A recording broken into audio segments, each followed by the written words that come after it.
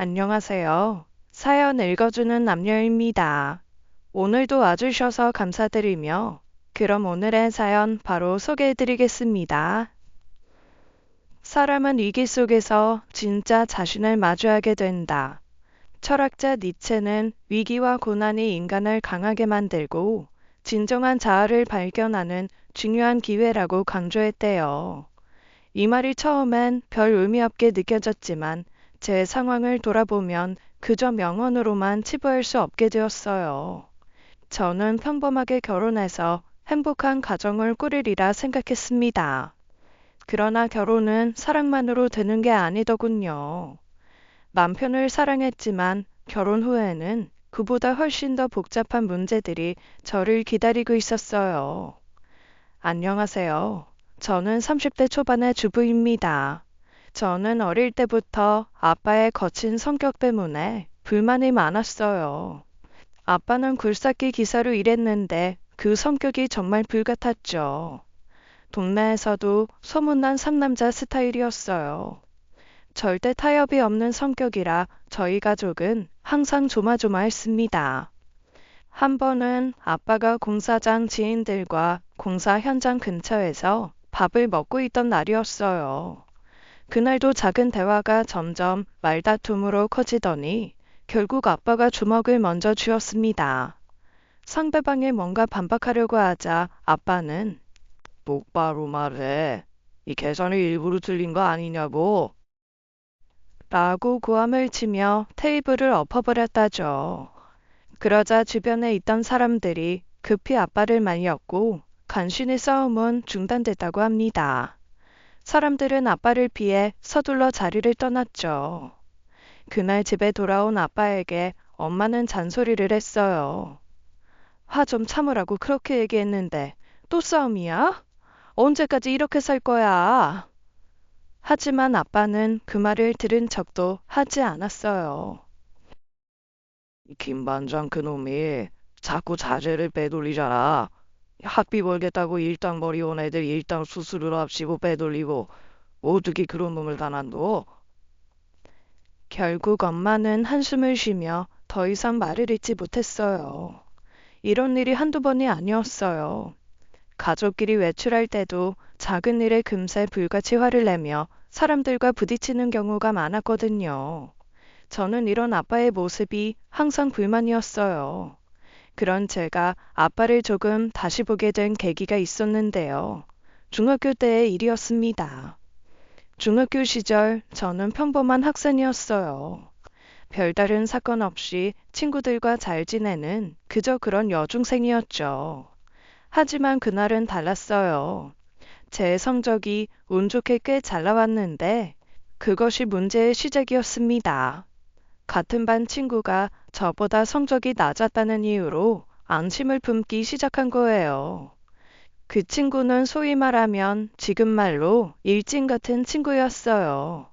어느 날 점심시간에 교실을 잠시 비운 사이 그 친구가 제 가방에 우유를 부어버렸더라고요. 덕분에 가방과 참고서가 모두 흠뻑 젖어버렸죠. 너무 황당하고 속상했지만 그 친구 탓을 할 수는 없었어요. 처음에는 그저 실수라고 했었거든요. 하지만 그날 이후로 그 친구의 괴롭힘은 끊이지 않았습니다. 아니, 오히려 시간이 지나면서 점점 심해졌죠. 제 체육복을 몰래 쓰레기통에 버리는 행동 정도는 애교였어요. 제 책상을 발로 밀치고 지나가기도 했고, 일부러 다른 친구들에게 제 험담을 하기도 했죠. 제가 다른 친구 흉을 보고 다닌다며 있지도 않은 일로 이간질을 하곤 했어요. 나중에는 제가 복도를 지나가면 그 친구가 일부러 저를 넘어뜨리기까지 했습니다. 모두가 보는 앞에서 넘어져 팔에 상처가 났지만 괜찮은 척 웃으며 일어날 수밖에 없었어요. 그때 저나 결혼 후 저나 그저 갈등을 피하려고만 하는 성격이었거든요. 주위 친구들은 그냥 실수라고 생각했겠지만 그 친구의 의도는 너무나도 분명했습니다. 그런 일이 반복되면서 저는 점점 위축되기 시작했어요. 학교를 가는 것조차 무서워지기 시작했죠. 하지만 저는 이 모든 일을 부모님께 말하지 못했어요. 부모님이 걱정하실까봐 차마 털어놓지 못했습니다.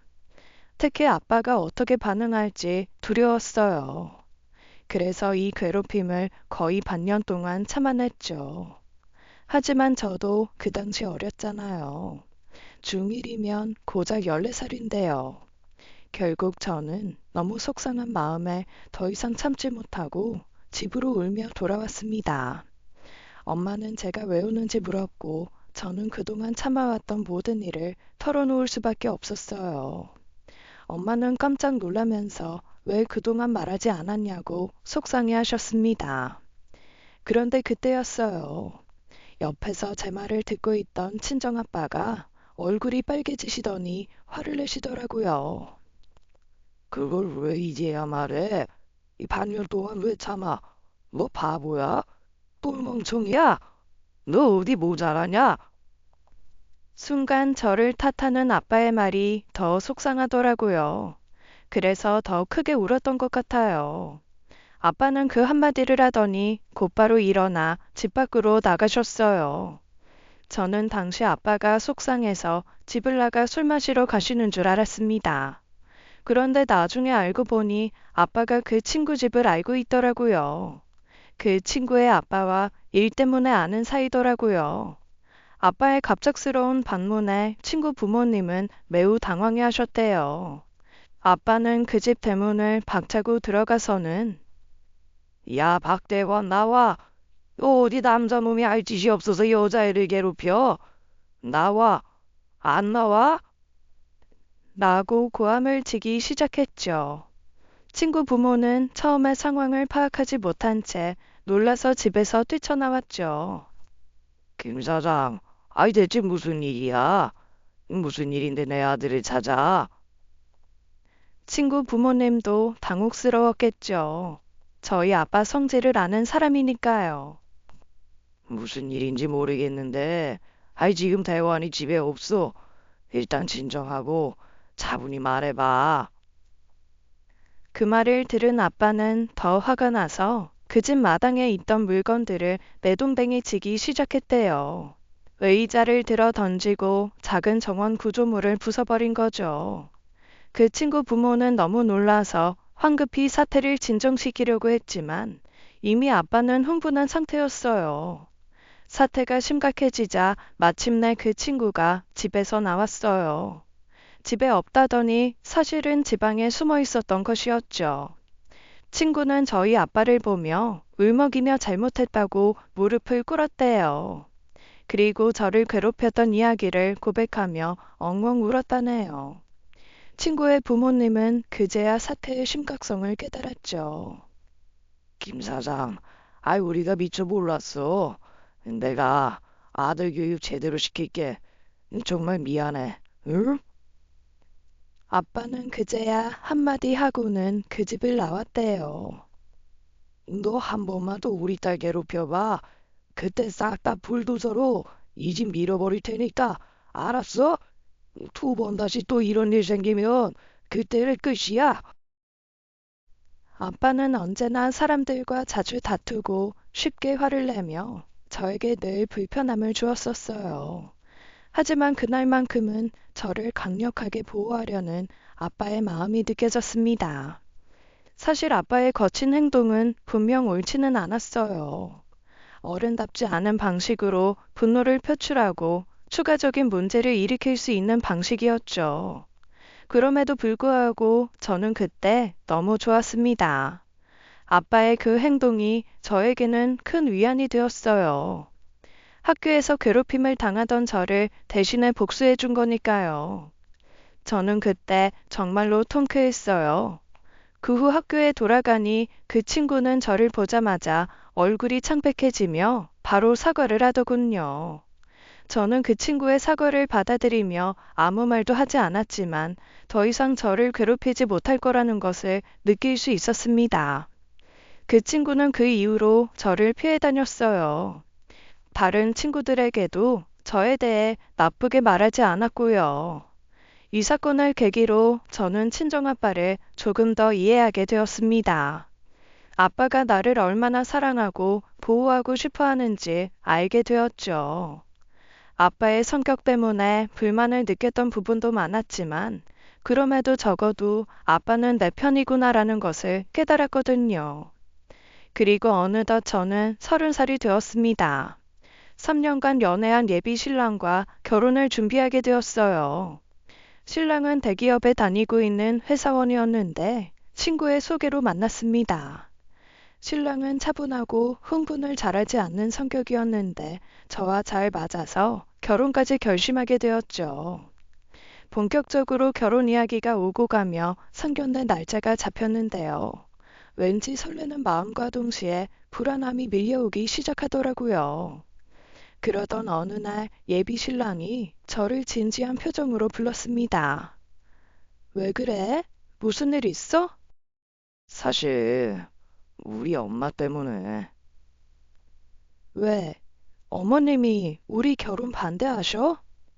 그런 건 아닌데, 사실 우리 엄마 말을 좀 막 하는 경향이 강하셔. 뭐랄까, 뇌를 거치지 않고 그냥 식도까지만 거치고 말을 막 하는 느낌이랄까? 어쨌거나 막말을 심하게 하는 분이라 상견례 때 혹시라도 말실수 하셔도 너무 기분 나빠하지 말고 알아서 걸러서 들어줘. 장모님에게도 미리 죄송하다고 잘 말씀드려주고. 사실 첫 인사를 드리러 갔을 때 이 부분을 좀 느끼기는 했어요. 아, 시모가 좀 말을 막 하는 성격이시구나 하고요. 그런데 예비 신랑이 경고까지 해줄 정도이니 저도 걱정이 되더라고요. 그 순간 저도 친정아빠가 떠올랐어요. 아빠도 평소에 말을 거침없이 하시는 성격이라 걱정이 배로 커졌죠. 두 분이 한자리에 앉으면 큰 싸움이 나지 않을까 하는 불안감이 밀려왔습니다. 아빠는 화를 참지 못하는 분이었고 예비 시모도 막말을 쉽게 하시는 분이니 말싸움이 날 게 뻔했거든요. 사실 우리 아빠도 한 성격 하시는 분인데 어쩌지?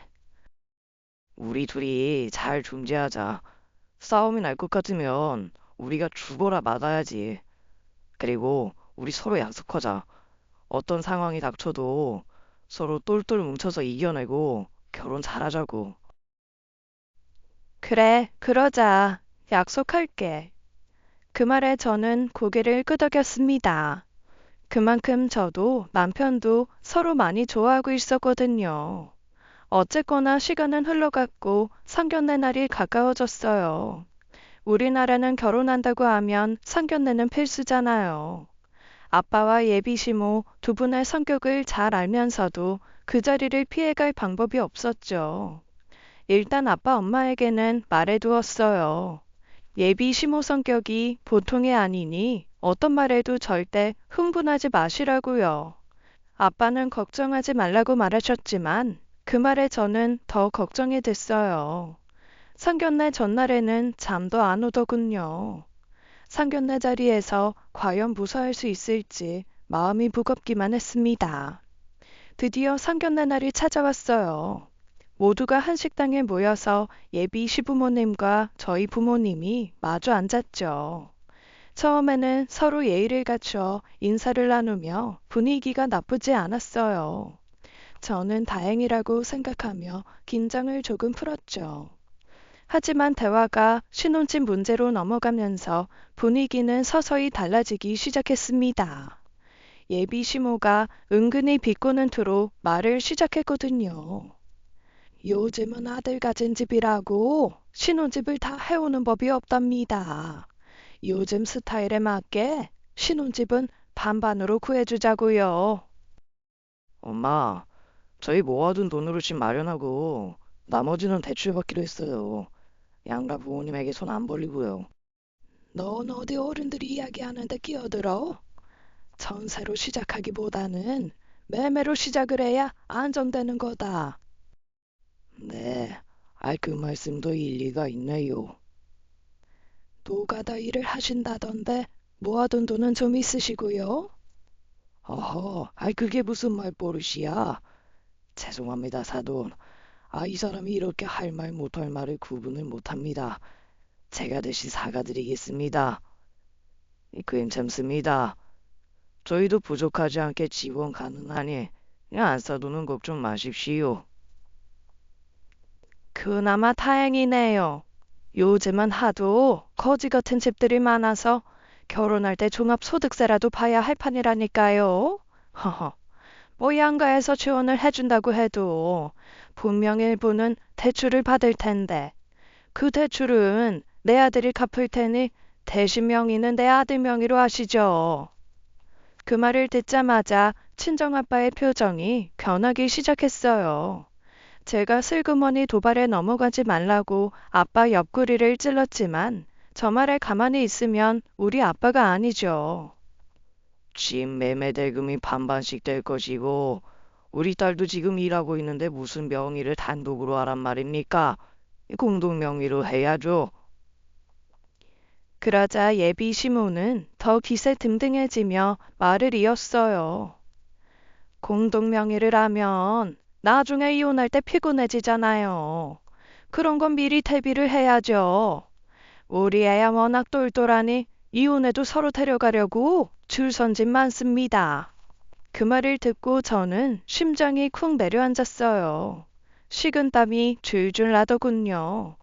저 정도 막말을 하실 줄은 상상도 못했거든요. 누가 상견례장에서 이혼 이후 상황을 상의합니까? 진짜 어처구니가 없더라고요. 분위기는 점점 어색해졌고 예비 신랑도 긴장된 표정을 짓고 있었습니다. 당신은 애들 결혼 이야기하는데 어디서 이혼 이야기를 꺼내? 생각 없이 아무 말이나 내뱉을 거면 그 입 다물고 있어. 말씀이 좀 듣기 거북하네요. 이혼할 것까지 대비를 하다니요. 이혼시킬 거면 애당초 결혼을 안 시키면 되는 거 아닌가요? 듣자 하니 말씀을 너무 막 하시네요. 아주 잠깐 사이 상황이 걷잡을 수 없이 커지더라고요. 그때 아빠가 입을 열었어요. 나중에 살다가 이혼을 한다고 하면 그건 다 저 아이들이 해결할 목 아닙니까? 그때 자기들이 알아서 현명하게 하겠죠. 저하고는 똘똘하다고 직접 말씀하셨으니 아드님이 알아서 똘똘하게 잘할 겁니다. 그러니 일어나지도 않은 일로 미리 걱정하지 마시지요, 안사돈. 다행히 아빠의 말에 예비 시모는 아무 말도 못하더군요. 아빠가 예비 시모의 막말에 화만 내실 줄 알았는데 저렇게 차분하게 말씀을 해주셔서 조금은 안심이 되었습니다. 상견례는 그렇게 끝을 맺었어요. 진이 다 빠지더라고요. 다행히 예단 부분에서는 무사히 넘어갔습니다. 예비 시모가 할 말이 있는 듯 입을 들썩거렸지만 예비 시아버지께서 무섭게 시모를 노려보시니 시모도 입을 못 열더군요. 상견례가 끝난 후 저와 예비 신랑은 집으로 돌아가는 길에 서로를 위로했어요. 다행히 잘 끝났다. 그치? 그러게 막장 찍을 줄 알았는데 장인어른께서 말씀 잘해주셔서 잘 끝났어. 고마워. 그렇게 저희는 다시금 서로의 사랑을 확인했어요. 부모님들의 갈등이 우리 결혼을 방해할 순 없다고 다짐했죠. 그래서 오직 서로만을 의지하며 저희는 결혼 준비를 차근차근 진행하기로 했습니다. 그렇게 저희는 서로만을 바라보며 결혼을 했어요. 이후에 별탈 없이 결혼한 저희는 2년 동안 큰 문제 없이 결혼 생활을 했습니다. 남편은 자기 엄마의 성격을 너무도 잘 알았기 때문에 결혼 이후 되도록 시댁과의 만남을 줄이려고 노력했죠. 시모와의 갈등을 피하려고 최대한 명절이나 시부모님 생신 같은 특별한 날에만 시댁을 방문하도록 했습니다. 물론 간혹 뵐 때마다 그렇게 제게 막말을 하시더라고요. 살찌면 내 아들 밥까지 뺏어 먹는 거 아니냐고 막말. 살 빠지면 너 다이어트 한다고 내 아들까지 굶기는 거 아니냐고 막말. 날이 추우면 남쪽으로 이사 가자. 더우면 북쪽으로 이사 가자. 그저 세상 모든 것이 불만인 분이었어요. 처음에는 저도 시모의 막말에 속이 상했습니다. 하지만 나중에는 뭐 자주 뵙는 것도 아니기에 그냥 참고 넘어가곤 했죠. 그러다가 결국 결혼 2년 만에 큰 사건이 터지고 말았습니다. 시누이 생일에 터진 일이었는데요. 시누이의 생일을 맞아 남편과 저는 시댁을 방문했어요. 시부모님은 넓은 마당에 있는 전원주택에 사셨습니다. 그곳에서 시누이 생일 파티를 하자고 한 거죠. 신우는 당시 27살에 대학을 졸업하고 시댁에서 살고 있었거든요. 그날 남편과 저는 일찍 시댁에 도착했습니다. 음식 등등을 준비해서는 바리바리 싸들고요. 잡채며 갈비찜 등 나름 신경 써서 여러 가지를 해갔는데 역시나 시모한테는 좋은 소리를 못 듣더군요. 요즘 누가 생일이라고 이런 걸 먹니? 못 먹고 살던 시절에야 생일이라고 이런 거 특별히 먹었지. 요즘은 요 앞 한식 뷔페만 가도 기본으로 있는 것들인데. 그리고 정원에서 파티한다고 해서 수치랑 구워 먹을 고기도 다 준비해뒀는데 이런 걸 가져오면 이걸 누가 다 먹어? 또 시작이다. 당신은 새하다가 애써 신경 써서 차려왔으면 고맙다고는 못할 망정. 아유, 난 이러니 진짜 소리 듣지. 으유, 새하다 고맙다. 내가 갈비찜 좋아하는 거 어떻게 알고 이리 준비했냐? 걱정 말아라. 내가 두고두고 아껴서 다 먹으마. 아버님 입맛에 맞을지 모르겠어요. 아껴 드시지 마시고 한 번에 많이씩 드세요. 나는 어제 좀 맛봤는데 진짜 맛있어, 아빠. 어머, 잡채다. 내가 제일 좋아하는 잡채네. 이번 생일에는 잡채가 없어서 서운할 뻔했는데. 다행이네. 고마워요, 새언니. 고맙긴 뭐가 고맙냐? 며느리가 당연히 해야 할 일이지. 제가 준비한 음식들을 시모를 제외한 다른 가족들은 다들 좋아했어요. 그러자 시모는 툴툴거리며 집 안으로 들어가더군요. 결혼 생활 2년뿐이 안 되었지만 제가 터득한 시가 생활 노하우가 있었습니다. 바로 시모가 막말을 할 때는 그냥 한 귀로 듣고 한 귀로 흘리는 것이었죠. 그렇게 하면 그나마 마음은 좀 편했거든요. 하여간 준비한 짐들을 풀어놓고 있는데 강아지 한 마리가 제게 달려왔어요. 입에는 공을 물고요. 시댁에는 강아지가 한 마리 마당에서 살고 있는데요. 멋지게 생긴 하얀색 진돗개예요. 이름은 백구고요. 백구가 저를 보자마자 공 던지기 놀이를 하자며 달려온 것이었죠. 시아버지는 생일 파티는 저녁에 하니 그동안 쉬면서 백구랑 놀고 있으라고 하셨습니다. 백구는 시아버지가 아끼는 개였어요. 그런데 시모는 털 날리고 사고만 친다고 매번 구박을 하셨었죠. 어쨌거나 저나 남편은 강아지를 워낙 좋아하기에 남편과 함께 공 던지기 놀이를 했습니다. 저와 남편이 공을 던지면 백구는 힘차게 뛰며 공을 물어오는 놀이였어요. 제가 공을 던지자 백구가 힘차게 달려갔어요. 그런데 백구가 공을 물기 위해 달려가던 중 마당 한편에 있던 항아리에 부딪혔습니다. 그리고 그 항아리는 기우뚱하더니 와장창 하고는 깨져버리고 말았죠. 좀 특이하게 생긴 항아리 같은 거였는데 척 봐도 비싸 보이는 물건이더라고요. 그 순간 심장이 쿵 내려앉았어요. 그 항아리가 제발 저렴한 아무것도 아니었으면 좋겠다고 생각했죠. 하지만 알고 보니 그 항아리는 시모가 친구들 방문을 맞아 특별히 준비한 장식이었어요. 순간 저는 어떻게 해야 할지 몰라 당황했어요. 시모가 이 사실을 알면 불같이 화를 내실 게 뻔했죠. 시모는 큰 소리에 마당으로 나오셨습니다. 그리고 난장판이 된 마당을 보며 얼굴이 벌개진 채로 저를 향해 소리치셨어요. 네가 기어이 사고를 치는구나. 너 정신이 있는 거야, 없는 거야? 이게 무슨 물건인 줄 알아? 저는 당황하며 무슨 말을 해야 할지 몰랐습니다. 죄송해요, 어머님. 실수였어요. 죄송해요. 하지만 시모의 분노는 가라앉지 않았어요. 옆에 있던 시누이까지 그 모습을 보고는 비아냥거리더군요. 큰일 났네. 엄마가 친구들 온다고 큰맘 먹고 준비한 건데. 이걸 이리 박살을 내셨네, 우리 새언니.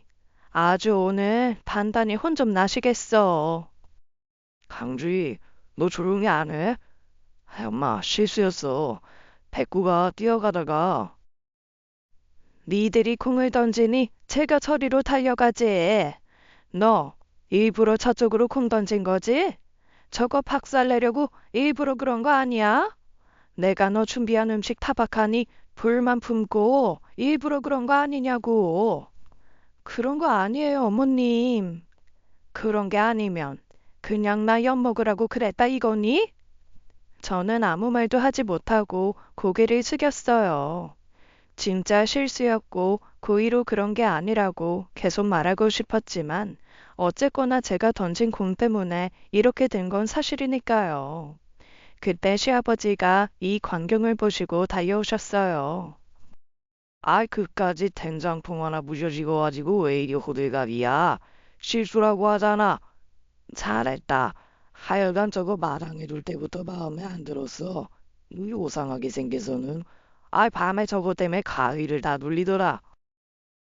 하지만 시모는 그 말에 더 화를 내시더군요. 된장통이라니, 된장통이라니! 저거 강뺑뺑 도예가님 작품이야.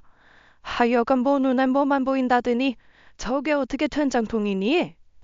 아유, 어쨌거나 부셔진 거 어쩔 거야. 뭐 본드로 다시 붙여줘. 이번 주에 친구들 오는데 어떡할 거야? 걔들한테 자랑하려고 내가 큰맘 먹고 드린 건데 가뜩이나 당신 사업 망해서 이 시골 구석으로 들어온 거 아니냐고 뒤에서 얼마나 수근거리는 줄 알아요? 마음대로 수근거리라고 해. 내가 안 망했는데 지들 수근거리면 뭐 내가 망해? 하여간 옆편 애들하고는 몰려다니면서 남슝이나 보고. 하여간 저것 때문에 되는 게 없어. 그만하래도. 세아가 들어가 있으라. 그래 여보, 방에 들어가. 부셔진 거 제가 치울게요, 아버지. 아니야, 내가 치울게. 어머니, 죄송해요. 시몬은 화가 풀리지 않으셨는지 부서진 독을 치우는 저를 계속 노려보셨어요. 그리고 시아버지가 방으로 들어가시는 걸 확인한 시몬은 제게 달려와 이렇게 말했습니다. 너 금요일에 다시 와서 저 자리에 꽃이라도 가득 심어둬라. 생화로 사와서 그득하게 심어둬. 꽃밭이라도 만들어둬라. 내가 내 친구들한테 면이라도 설 거 아냐. 저는 어쩔 수 없이 그 말을 따르기로 했어요. 어쨌거나 제가 벌인 일이었으니까요. 하지만 마음이 착잡했죠. 혼이 난 채로 집으로 돌아오면서 저는 마음이 너무 무거웠습니다. 시모의 명령을 모르는 남편이 저를 위로하며 말하더군요. 괜찮아. 너무 신경 쓰지 마. 따지고 보면 모두 당신 잘못도 아니잖아.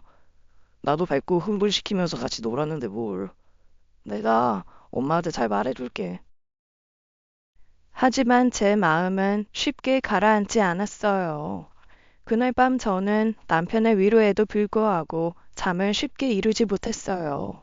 먼 길 운전한 남편은 고단했는지 코를 골며 잠에 들었더군요. 그때 시모에게서 문자가 도착했어요. 그 내용은 저를 더욱 압박하게 만들었죠. 네가 깬 그 항아리 1억짜리다. 금요일에 와서 그 자리에 꽃밭을 만들어 두던 아니면 1억을 당장 입금을 하던 네가 알아서 선택해.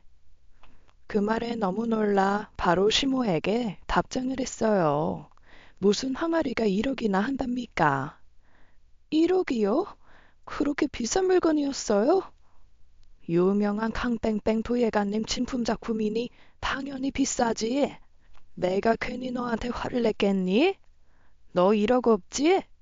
그럼 와서 꽃밭 만들어. 이 정도도 네가 내 며느리니까 많이 봐준 거다. 짧고도 강한 그 문장을 보는 순간 저는 어떻게 해야 할지 고민에 빠졌어요. 이걸 정말로 해야 하나 싶었지만 시모 말이 사실이라면 제가 정말 큰 잘못을 한 것이었습니다. 그리고 꽃밭을 만들어 두라는 말도 시모 입장에서는 정말 많이 봐준 게 맞았고요. 결국 저는 꽃을 심어두기로 결심했어요. 1억짜리 박살냈으면 이 정도는 해야 하는 게 맞았죠. 그래서 회사에서 하루 연차를 내고 금요일을 시댁에 찾아가기로 했어요. 그때 친정엄마에게서 전화가 왔습니다. 주말에 네 아빠 생일인데 가족 모임 할 거야. 강서방 일정했으니까 토요일이 좋은지 일요일이 좋은지 물어보려고. 저는 대답하려던 순간 1억짜리 항아리 사건이 갑자기 떠올랐어요. 그 순간 저도 모르게 눈물이 터져 나왔습니다. 전화기 너머로 제 울음소리를 들은 엄마는 깜짝 놀라며 물었어요. 무슨 일이야? 너 왜 울어? 설마 강서방이랑 싸웠어? 저는 그제야 그동안 참아왔던 서러움을 모두 털어놓았어요. 시모에게 혼나던 일을 눈물 섞인 목소리로 설명했습니다. 1억짜리 항아리를 백구가 부순 일부터 시작해서 지난 2년간 시모가 그동안 저를 얼마나 구박했는지 이야기했죠. 엄마도 제 이야기를 듣고 많이 속상해 하더군요. 왜 그런 거 있잖아요. 그냥 친정엄마와 한풀이하며 서로 통화하는 거요.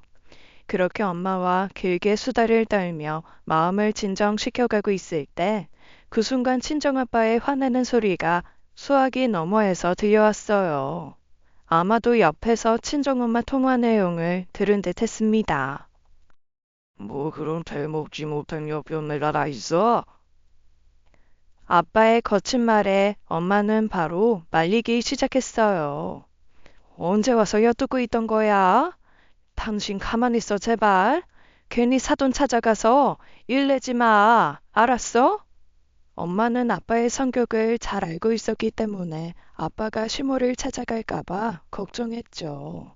하지만 아빠는 화를 참지 못하고 결국 저희 시부모를 찾아가셨습니다. 때는 금요일이었어요. 시모가 제게 꽃밭을 만들라고 명령한 날이요. 저는 시어머니가 시킨 대로 꽃을 심으러 시댁으로 향했습니다. 남편에게는 말 안 했어요. 말했으면 분명 저를 말렸을 테고 시모와의 갈등이 더 커질 게 분명했거든요. 마음이 무겁고 기분은 여전히 상한 상태였지만 어쩔 수 없이 꽃밭을 만들러 갔죠. 꽃들은 사왔냐? 예쁘게 만들어. 1억짜리 꽃밭이니 내가 기대하마. 제대로 못 만들면 1억 토해내야 하는 거 잊지 말고. 네, 저 아버님은 왜? 네 시아버지 있으면 네 편 들어서 같이 만들어줄까 봐?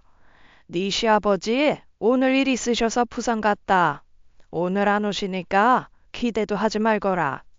한참 자고 일어날 테니까 다 끝나면 깨워라. 나중에 알았어요. 시모가 교묘하게 금요일로 나를 잡은 이유를요. 그리고 항아리의 비밀을요. 그 비밀을 알았을 때 얼마나 분노를 했는지 몰라요. 하여간 이때는 아무것도 모르고 마당에 어떻게 꽃을 심을지 고민하고 있었죠. 그때 멀리서 트럭 소리가 들려왔어요. 고개를 들어보니 친정아빠의 트럭이 다가오고 있었습니다. 그런데 그 트럭 위에는 포크레인이 실려 있었어요. 순간 가슴이 철렁 내려앉았어요. 아, 아빠가 화가 나서 포크레인으로 시모 마당을 밀어버리려고 하는구나 싶었습니다. 평소 아빠의 성격이라면 충분히 가능한 일이었거든요. 아빠는 트럭에서 내리자마자 화가 난 얼굴로 제게 걸어왔어요. 저는 깜짝 놀라 얼른 달려가 아빠를 말리기 시작했습니다. 아빠, 제발 진정해. 이러면 더 큰일 나요.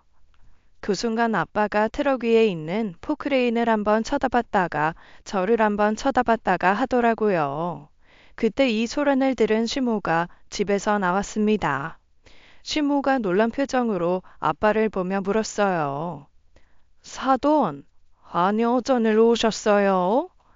친정아빠는 한참 동안 저를 바라보더니 이내 시모를 똑바로 쳐다보며 대답했어요. 꽃 심어주러 왔습니다. 시모는 그 말을 듣고 잠시 당황한 듯 했지만 금세 기분이 좋아진 표정으로 고개를 끄덕였어요. 하긴, 줌이 혼자서는 힘들겠죠? 하하, 잘 오셨네요. 그럼 어서 꽃을 심어주세요. 예쁘게 차려주셔야 합니다. 이후 시모는 다시 집으로 들어갔습니다. 저는 아빠에게 말했어요. 왜 왔어, 아빠? 내가 저지른 거 내가 수습하는 중인데. 됐다. 어서 꽃을 심고 집에 가자. 아빠는 아무 말 없이 포크레인을 내려 땅을 파기 시작했습니다. 저는 그렇게 아빠와 함께 마당에 꽃을 심기 시작했어요. 아빠는 마당 한편에 구멍을 파고 저는 그 안에 꽃을 심으며 조용히 시간을 보냈습니다. 그날 오후 우리는 마당을 말끔히 정리하고 집으로 돌아가게 되었어요. 트럭에 다시 포크레인을 올리며 아빠는 잠시 말없이 저를 바라봤어요. 저는 아빠에게 너무나 미안한 마음이 들었습니다. 집으로 가는 차 안에서 아빠에게 말했어요. 나는 처음에 아빠가 포크레인으로 심어진 마당 다 밀어버리려고 하는 줄 알고 놀랐었어. 그러려고 온 거였어. 아빠가 제 생각을 해서 참고 있는 것이 분명했죠. 아빠, 미안해요. 그리고 정말 고마워요. 친정아빠는 저를 한번 보더니 말없이 고개를 끄덕였어요. 딸 가진 죄인이라 참은 거다. 요즘 세상에 그런 게 어딨어. 부모 마음이 다 그런 거야. 그런데 이놈 참고 살지 마.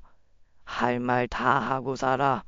뭐가 무서워? 아빠가 있는데.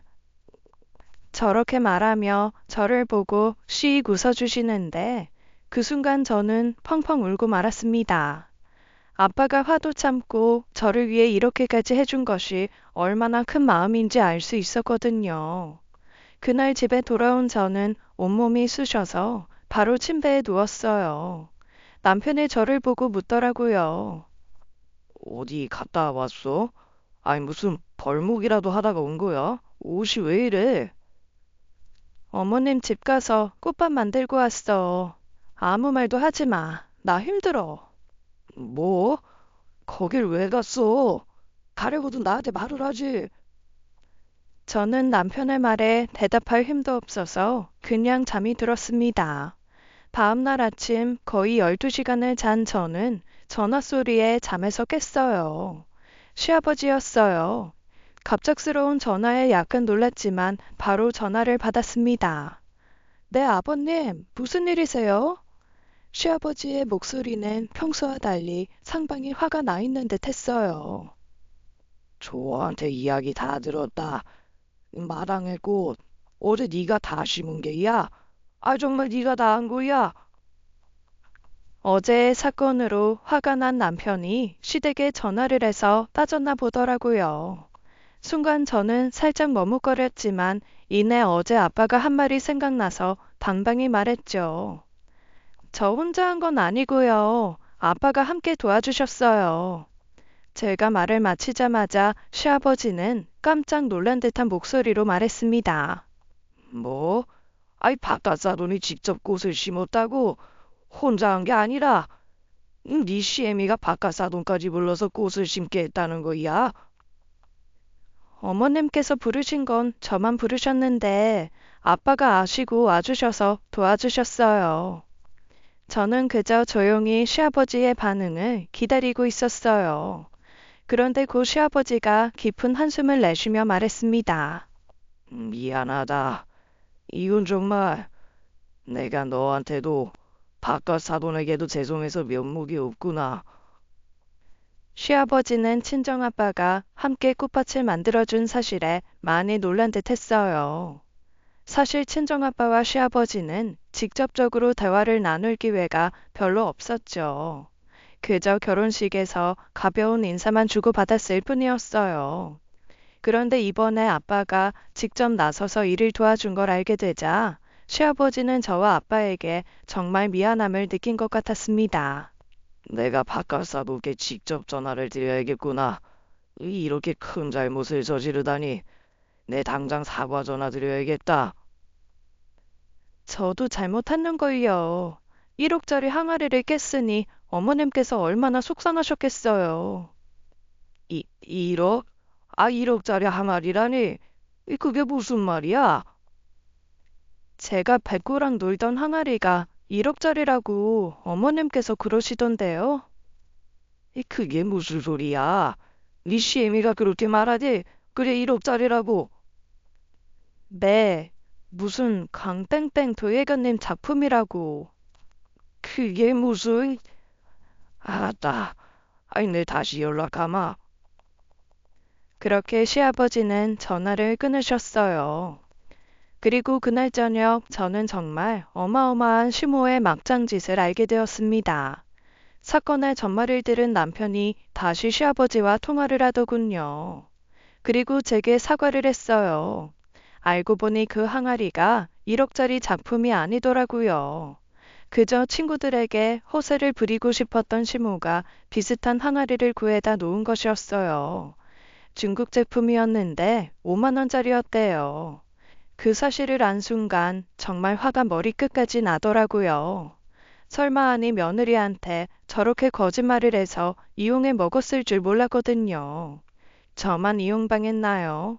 저희 아빠까지 이용당한 거죠. 그날 시아버지가 아빠를 직접 찾아가서는 정말 머리가 땅에 닿도록 사과를 하셨다고 하더라고요. 남편도 부끄러워서 어디가 말도 못하겠다며 제게 죽어라 사과를 했고요. 하지만 저는 화가 안 풀리더라고요.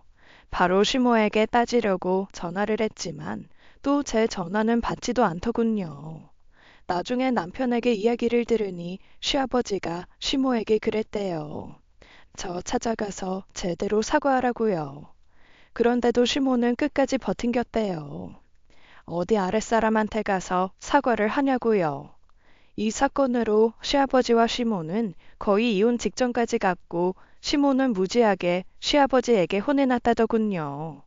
나중에 결국 시모가 친정아빠에게 전화를 해서는 사과를 하셨대요. 하지만 끝까지 제게는 사과를 안 하더군요. 그래서 앞으로 저도 시모를 안 보기로 했습니다. 남편이 먼저 그러라고 했거든요. 세상에 이렇게 며느리를 등쳐먹는 시모가 세상 천지에 어디 있나요? 그렇게 분노를 삭히며 살던 어느 날이었습니다. 시간이 흘러 추석 명절이 다가왔죠. 당연히 남편은 제게 시댁에 가자고 말을 안 했어요. 하지만 제가 가자고 했죠. 시댁에 시모만 있는 게 아니라 시아버지도 계시잖아요. 무엇보다 꽃밭 사건 이후 처음 시모를 뵙는 것이니 제게 어떻게 나올지 궁금했거든요. 그렇게 저와 남편은 꽃밭 사건 이후 처음으로 시댁을 방문하게 되었습니다. 시모는 정말 시아버지에게 크게 혼이 났는지 저를 보자마자 잘해주시더군요. 이전처럼 저를 갈구지도 않고 조용히 지내셨어요. 하지만 그날 추석 벌초를 위해 시아버지와 남편이 외출한 사이 시모는 본색을 드러냈습니다. 남자들이 자리를 비우자마자 시모는 저를 따로 불러내더니 말을 꺼냈어요. 너 눈치가 그렇게 없니? 꽃밭일을 왜 비밀로 하지 않고 네 시아버지한테 말해서 날 곤란하게 만들어? 저는 그 순간 참을 수 없었습니다. 저는 차분하게 반박했어요. 아버님께서 알면 안 되는 일이었어요? 왜 그렇죠? 숨길 일이었어요? 그게 숨겨야 할 일이고 잘못된 일이었다면 애당초 저한테 그런 일을 시키지 말았어야죠. 제 말을 듣자마자 시모의 표정은 급격히 굳어졌어요. 시모는 눈에 불을 켜고 저를 노려보며 더 화를 내기 시작했죠. 네가 내 항아리 부셨으니까 당연히 했어야 하는 일이지. 내가 괜히 너를 시켰겠니? 당연히는 아니죠. 어머님께서 그 항아리가 1억짜리라고 저한테 거짓말하신 거잖아요. 그래서 제가 너무 죄송해서 꽃밭 만들어 드린 거고요. 그런데 1억은커녕 5만 원짜리던데요? 어머님은 어머님 며느리 우롱하고 저희 아빠도 농락하신 거예요. 저한테 왜 시아버지에게 말했냐고 말씀하시기 전에 미안하다고 사과를 먼저 하셔야 하는 거 아닌가요? 이게 어디서 눈을 살모나게 뜨고 대들어? 내가 너한테 왜 사과를 하니?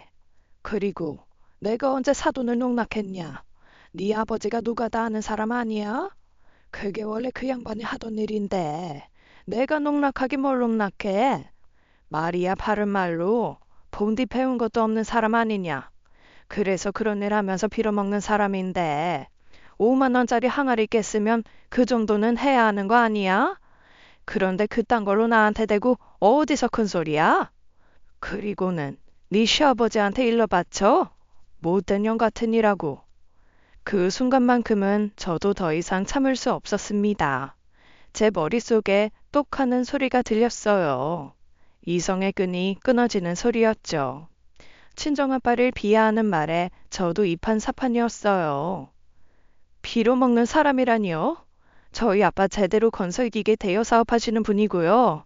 어머님한테 그렇게 막말 드릴 분 아니에요. 지금 당장 제대로 사과하세요. 못하겠다면 네가 어쩔 건데? 지금 여기에 나랑 너밖에 아무도 없는데 네가 어쩔 거야? 왜? 또 쪼르르 네 시아버지한테 가서 일러 바치게? 내가 그날 너 때문에 얼마나 혼이 났는지 알아? 이 썩을 거사. 막말하지 마시라고요. 어머니도 옛날에 술 장사하셨잖아요. 그렇다고 제가 어머님한테 술집 여자라고 막말하던가요? 시모의 얼굴이 그 말을 듣고 더욱 빨개졌습니다. 시모는 분노에 휩싸여 갑자기 주방으로 가더니 전부 치려고 준비한 계란물을 저에게 뿌렸어요. 저는 그걸 다 맞고 엉망이 되어버렸죠.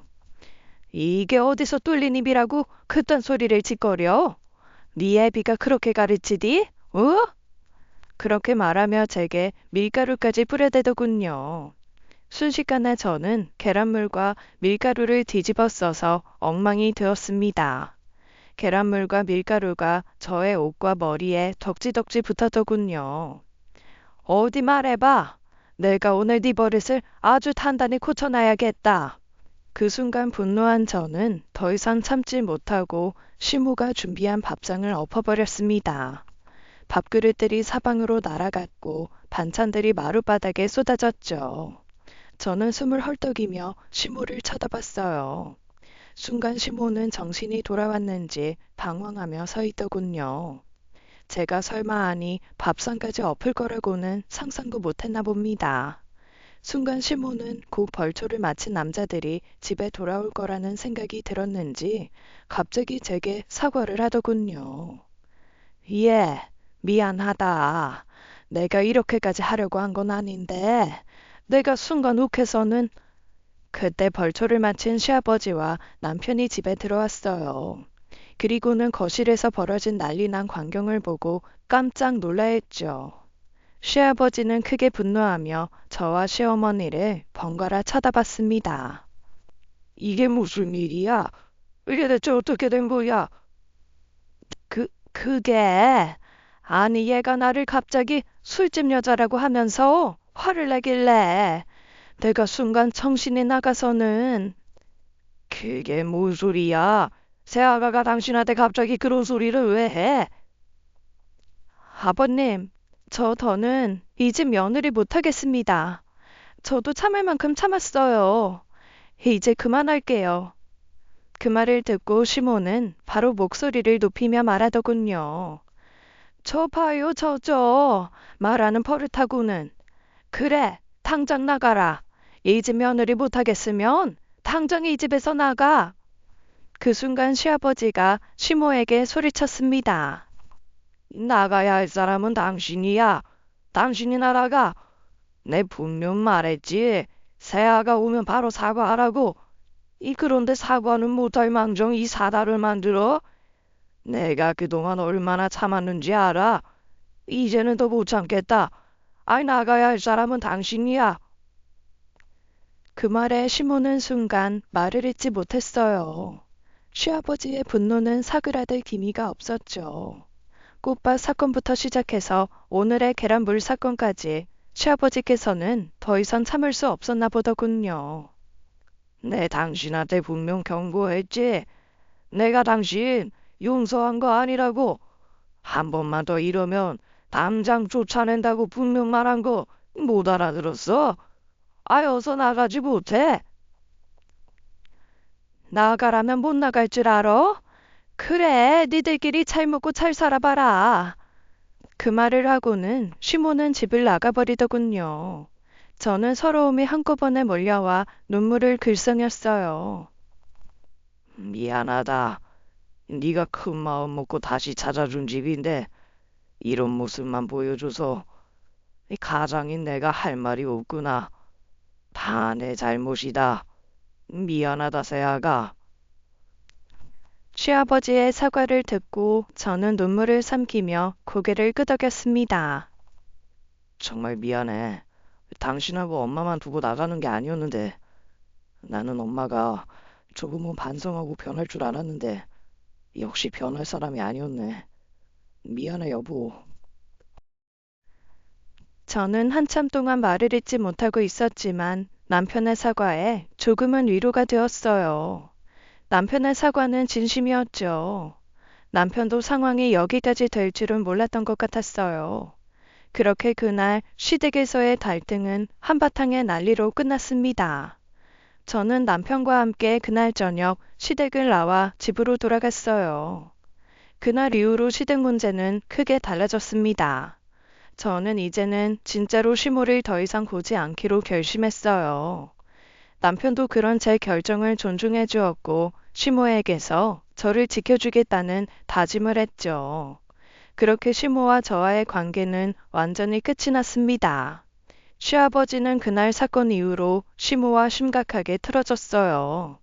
알고 보니 다른 문제들로도 시아버지와 시모가 싸움을 한 게 한두 가지가 아니었대요. 시모의 그 막말하는 버릇 때문에 다른 지인들과의 갈등도 많았고요. 아이러니하게도 시모의 시모, 그러니까 시할머니와의 고부 갈등도 극한으로 갔다고 하더군요. 다른 지인들과의 사이도 파탄이 나서 고소까지 걸려있는 상황이었고요. 그래서 시아버지와 시모의 결혼 생활은 이미 오래전부터 균열이 있었던 것 같았습니다. 그동안 시아버지는 시모의 성격과 행동을 참아왔지만 그날의 사건으로 인해 더는 참을 수 없게 된 것이었어요. 결국 시아버지는 시모와 별거를 시작하게 되었어요. 나중에 생활비가 없는 시모가 시아버지에게 찾아와서는 빌었지만 시아버지는 시모를 받아주지 않았대요. 시아버지는 그동안 결혼 생활을 돌이켜보며 깊이 후회하기 시작했어요. 진작 시모의 문제를 왜 적극적으로 해결하지 못했는지 자책하셨죠. 그렇게 시아버지와 시모와의 관계 회복은 거의 불가능해졌고 시댁의 분위기는 완전히 달라져 버렸습니다. 친정아빠도 저의 이야기를 듣고 한숨을 쉬며 그저 잘했다라고 말했어요. 시아버지는 종종 저와 남편을 찾아오셔서 그날 있었던 일에 대해 사과하셨습니다. 이후 시아버지는 우리 부부의 든든한 지원군이 되어주었죠. 저와 남편의 결혼 생활은 그 후로 시모와의 관계에서 완전히 독립적이 되었습니다. 남편도 시모도 거리를 두기로 했고, 저 역시 그동안 받았던 정신적인 스트레스에서 벗어나게 되었고요. 우리는 더 이상 시모의 간섭을 받지 않고 우리만의 삶을 꾸리기 시작했어요. 시모는 여전히 화를 삭히지 못한 채 혼자 지내고 있었습니다. 여전히 시모는 자신의 잘못을 인정하지 않았고 오히려 모든 갈등의 원인을 저에게 돌리려 했어요. 그런 태도로 인해 남편은 더욱 자신의 엄마에게 실망을 했고요. 이러나 저러나 우리는 그동안에 힘들었던 시간을 뒤로하고 앞으로의 미래에 집중하기로 했습니다. 저희 부부에게 2세가 생겼거든요. 이렇게 남편과 함께 행복한 삶을 살아가기로 했습니다. 시댁의 문제가 아직 남아있기는 했지만 우리는 그것에 더 이상 끌려다니지 않기로 했어요.